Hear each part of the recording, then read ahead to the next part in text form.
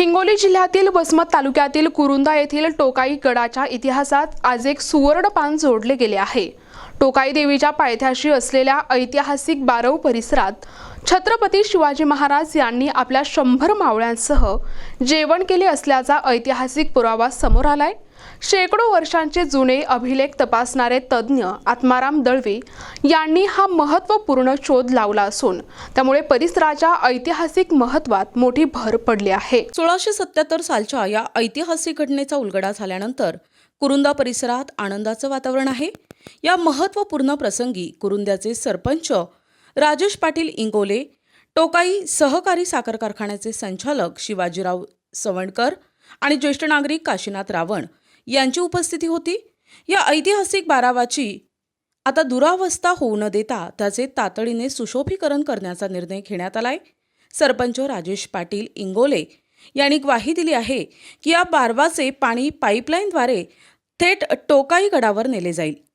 या शोधाबद्दल अधिक माहिती देताना अभिलेख तपासणारे आत्माराम दळवी यांनी सांगितले की जुन्या कागदपत्रांच्या सखोल अभ्यासातून शिवरायांच्या या प्रवासाच्या आणि वास्तव्याच्या खुणा स्पष्ट झाल्या आहेत।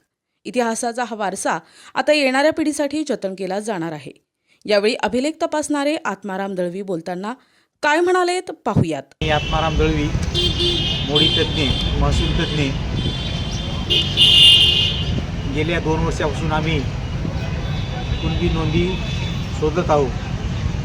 मराठवाड्यातील संपूर्ण तालुक्यातील भूमी अभिलेख कार्यालय असो, तहसील कार्यालय असो की दुय्यम निबंध कार्यालय असो, 1950 पूर्वीचे रेकॉर्ड तपासतो। परवाला आम्ही कंधार तालुक्यामध्ये तहसील कार्यालयामध्ये रेकॉर्ड जमावबंदीचं तपासता असताना त्या रेकॉर्डमध्ये 1677 रोजी छत्रपती शिवाजी महाराज कंधारच्या किल्ल्यावर मुकामी होते। तिथून नांदेडला दुसऱ्या दिवशी मुकामी होते गुरुद्वारा, आणि नांदेडहून आमच्या मूळ गावी म्हणजे कुरुंदा गावी जात असताना एक टोकाईच्या बाजूला एक 400-500 वर्षाची बारव आहे। त्या बारवेपाशी दुपारी त्यांनी जेवण केल्याचे या रेकॉर्डमध्ये लिहिलेले आहे। आणि टोकाई माता मंदिरापासून सिंदगी मार्ग ते याला गेलेले आहेत।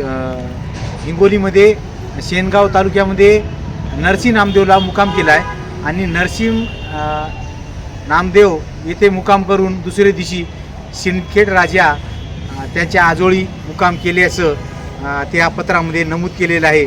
त्याबाबत मी प्रथम कुरुंदा गावचे सरपंच राजेश पाटील इंगोले यांना माहिती कळविली, नंतर आमचे काका काशीनाथ रावण दळवी यांना कळविली, आमचे मित्र शिवाजीराव सवंडकर यांना माहिती दिली, माझ्या गावात तशी माहिती दिली।